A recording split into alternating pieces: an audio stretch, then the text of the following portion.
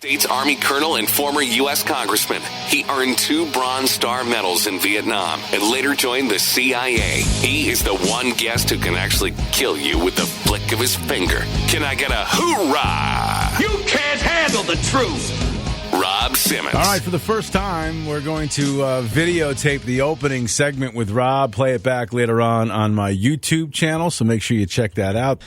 I get the New London Day today, and I'm looking for some headline, something big, you know, but it's talking about a cat and a dog and adopting pets. Well, I got no problem with that. You know? No, I like that. But it's above the fold with a picture. Fighting like cats and dogs over pet adoption. Now, the little column over here is something about an invasion of Ukraine. Okay, front page, Wall Street Journal, one of my favorite papers. The U.S. hockey team loses. Big deal. Hartford Current, the Courant, the paper of record for the state of Connecticut, and they're putting some money into Long Island Sound. Sounds like I look here, and House of Index cards. Yeah. Okay, who cares about that? Here on the front page of the Westerly Sun, people over at the ice skating rink. All right. That's exciting. Oh, here, the Hartford Courant, Remington pays $73 million All right. to the families of the kids. It's a sad thing that they got shot. The gun didn't do it. It was a goofy kid that did it. Why aren't they suing his family?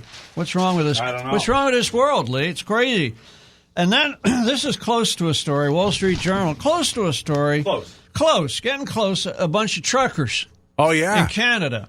Which is, that's an interesting story. Yeah. But you know what happened? Yeah. I know what happened. You know what happened. I went down after my birthday, after the excitement at the Golden Corral, after the weekend was over, and I'm nursing my coffee and having a few aspirins and getting a little better. Yep. I go down and get my favorite paper, the New York Post. Yep. And front page article, Lee. Yeah. Front page. Right there. A picture of Hillary Clinton. Hillary the spy. Hillary the spy. Right. Outrage over revelation that Clinton paid for access to Trump's PCs. Right. That'd be like personal computers. Exactly, something like that. yeah. Now, I thought Trump said that he was spied on. He did. But everyone said that wasn't true. Right, they did.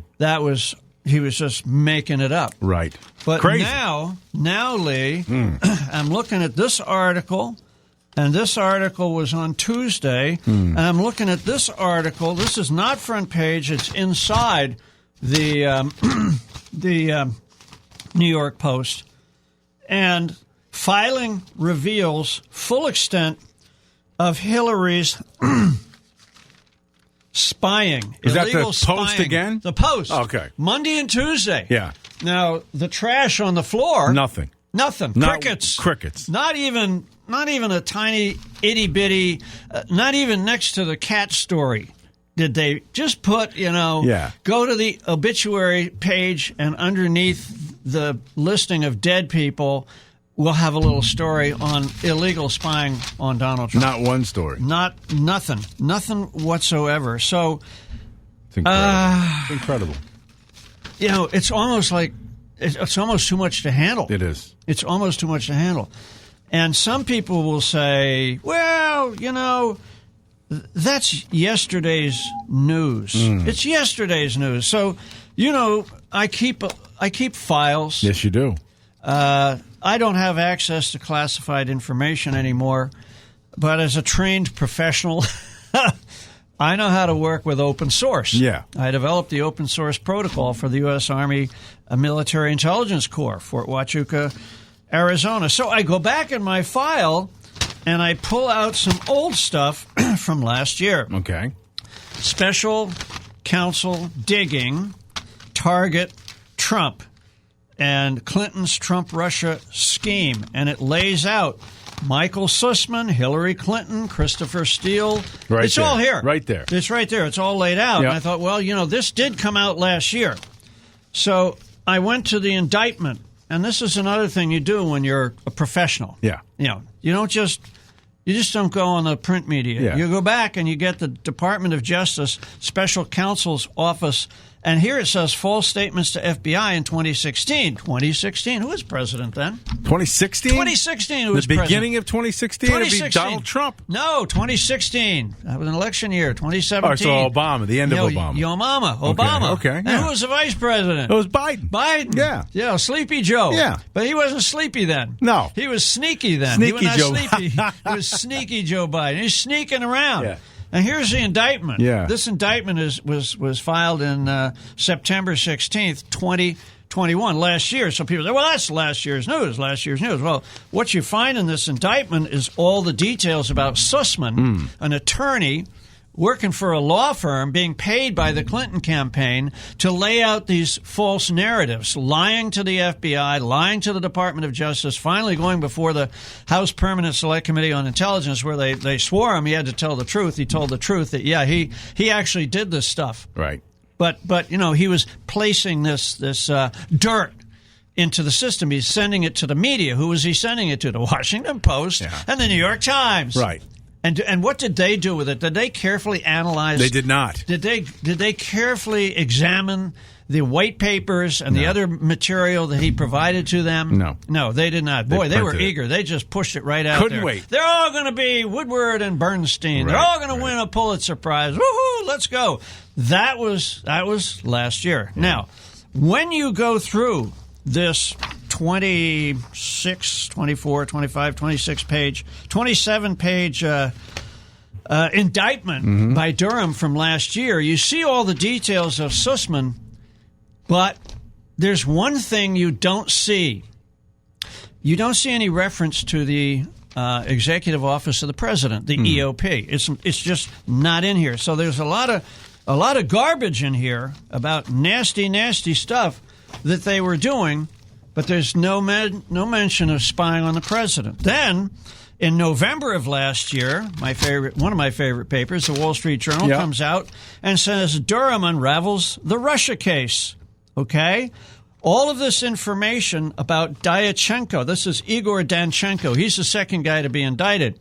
A transcript in the Danchenko indictment suggested that FBI officials knew Mr. Danchenko was lying in the 2017 interviews, but they did nothing to blow the whistle nor tell the public or Congress everything they had learned about the origins of the Russia collusion tale. So here, the Department of Justice, the FBI, and everybody apparently swallowed the lies. And here again in the Danchenko case, swallowed the lies. So now we come up to February 11th, my birthday, Friday night.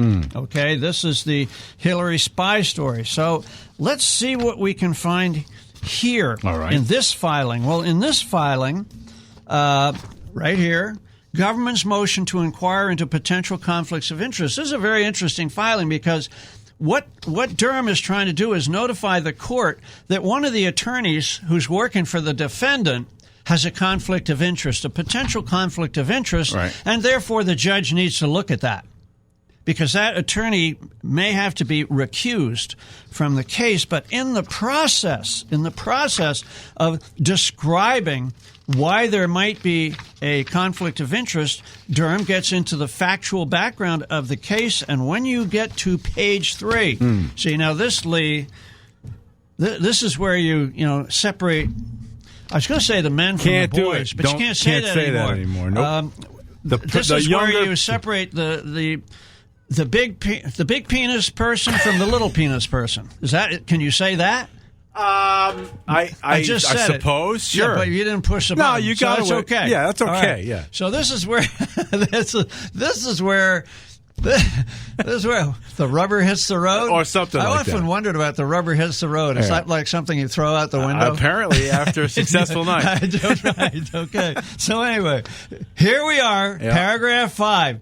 The government's evidence at trial will also establish domain name system internet traffic pertaining to a particular healthcare provider, the Trump Tower. Okay, we know about the Trump Tower. Yeah. Donald Trump's Central Park West apartment building. Okay, so now we're getting very close to the president. Right. And then item 4, they exploited the executive office of the President of the United States, right. the EOP. That's the news. That's new. They infiltrated the executive office of the President of the United States and planted information in there that they felt would connect him to a Russian bank. You can call it spying. It's not really espionage, but it's what spies do. It's called covert action and disinformation. It's a black op. It's a black op. They engaged in a black op directed against a presidential candidate and then directed against the President of the United States of America. Base. I wish you would interview Joe Biden like you interview me. It would be so good. You know what? You like this, I thought. I thought you liked Spies. I don't mind it. But when I watch him walk out of a store and he's walking with an ice cream, and the question the media asks him, what kind of ice cream, what flavor ice cream do you have? And he's in the midst of a scandal. He's not. And he's taking... He's of course not. he is, No. Leslie. Come on. Of course he is. It's the biggest, second biggest scandal. So, the biggest scandal was when they spied on my campaign. They spied on my campaign, there's Leslie. no real evidence of that. Of course there is. No. It's all over the place. Leslie, Sir, they spied on my campaign and they got caught. Can I say something? You know, this is 60 Minutes, and we can't put on things we can't verify. You won't put it on because it's bad for Biden. We can't Look, put on things we can't verify. Leslie, they spied on my campaign. Well, we can't verify It's been totally that. verified. No. It's been, just go down and get the papers. They spied on my campaign, they got caught. No. And then they went much further than that, and they got caught. And you will see that, Leslie, and you know that. Welcome to the 8 o'clock hour of the Lee Elsie Show. This person doesn't know what the hell he's doing. And now, here he is, Lee Elsie. How about that? This is 60 Minutes, Rob. This is 60 Minutes. We don't lie. We only do things that are the truth. Well, Lee, I finally one of my favorite papers, Wall Street Journal. Yeah. Like I said, over the birthday weekend, I was not reading a lot of papers. Yeah. I was doing other stuff, Blowing out candles and eating cake, fighting over the last steak at the Golden Corral and Right. stuff. But I did find on Tuesday an editorial in the Wall Street Journal, which said it's above the fold. It's the top editorial. Yeah. It says Trump really was spied on. Yeah. Trump really was spied on, which, of course, is what the New York Post has reported in full living cover, and Newsmax. Yeah. Newsmax, give them credit. It says that the Clinton campaign fed bogus claims to a willing and gullible media. According to Durham, it was the Washington Post and the New York Times were the newspapers that were fed these things. Also, CNN was a willing and gullible media. And now we know its operatives used private tech researchers to monitor White House communications. The Russia collusion story was one of the dirtiest tricks in U.S. political history.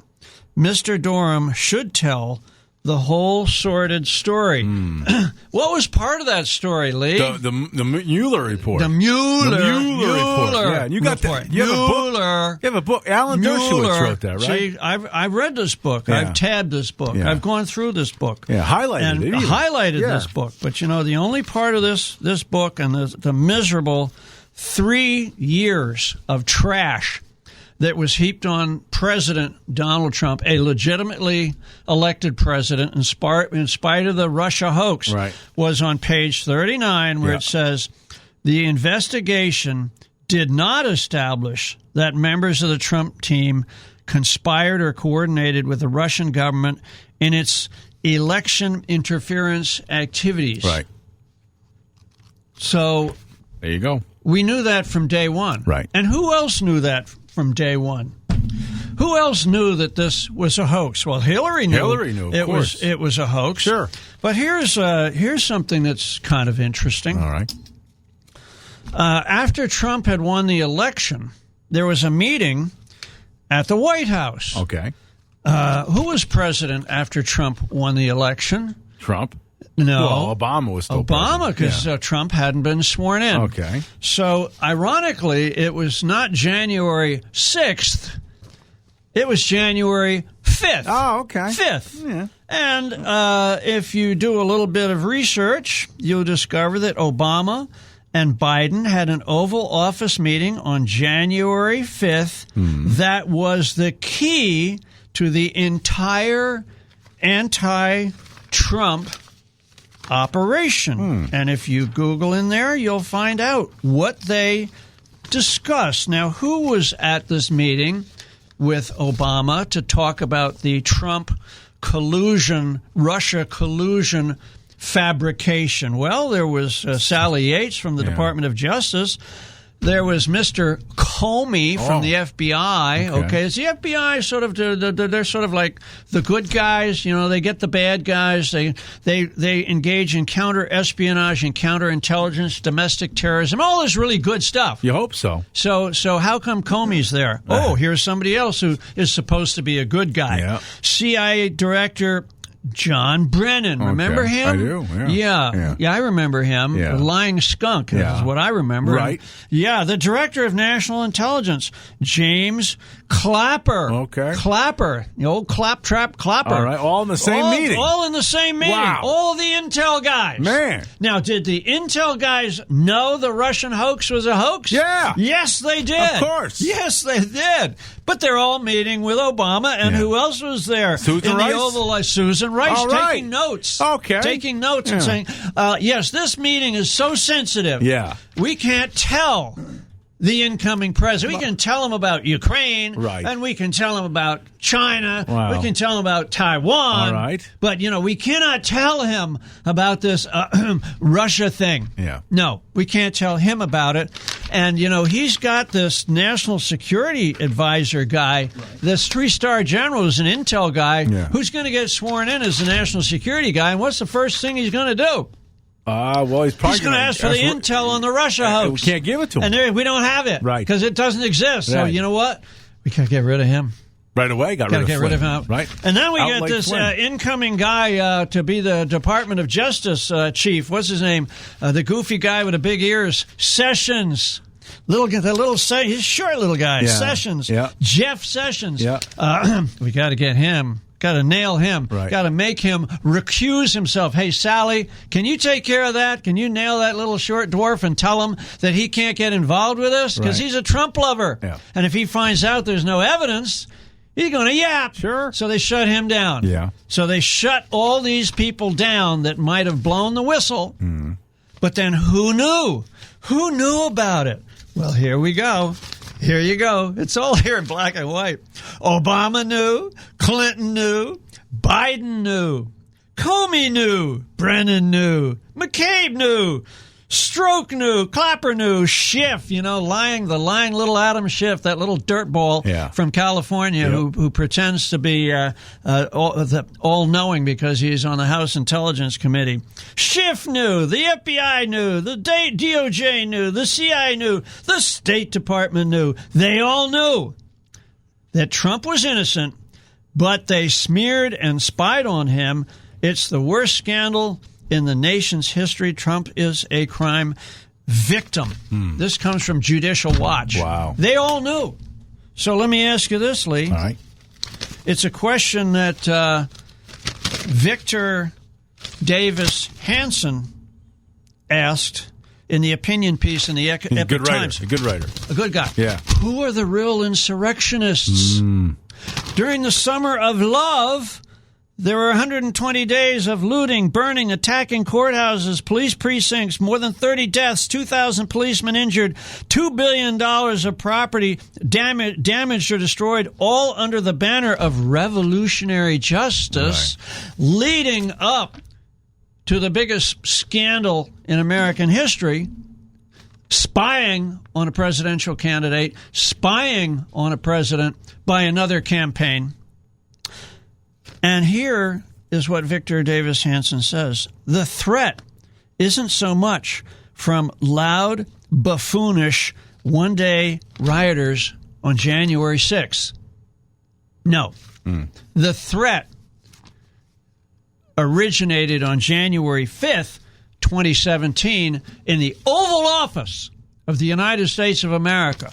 with the President of the United States, the Vice President, now the President, Susan Rice taking notes. She was the National Security Advisor. Now she's the Domestic Policy Advisor to this administration. Where's the insurrection, Lee? Right then. Right here. Right there. Right staring us in the face. Right there. And during Watergate, the media was the good guys, and they uncovered Nixon's cover-up. Yep. Now the media is complicit. And so you see what it takes to have a real insurrection. You need a lot of people involved. You need people with the levers of power. You need people with access to the media. You need a conspiracy where everybody keeps their mouth shut and continues to push the false narrative. You need a 3-year, $30 million investigation that's a hoax. That's the insurrection.